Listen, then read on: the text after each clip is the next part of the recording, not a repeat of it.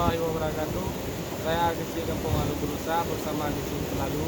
Jadi di sini kami ingin menyampaikan aspirasi masyarakat kami yang bahwa keadaan masyarakat kami sekarang yang petani sawah lagi banjir itu disebabkan karena pintu air yang ada di Desa Bantayan tidak maksimal, sehingga petani kami yang lagi nanam sekarang terendam banjir itu lebih kurang puluhan hektar, yaitu terlintas di 4 desa. Yang pertama Desa Alu Berusa, Desa Pulalu, Desa Lampurayup, dan Desa Bantayan.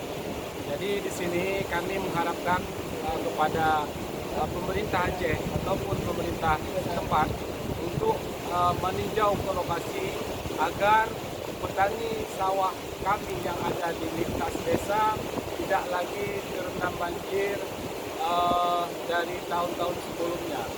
Bahkan sampai sekarang itu belum ada penanganan yang serius untuk petani kami yang ada di dalam kecamatan Sikomuli.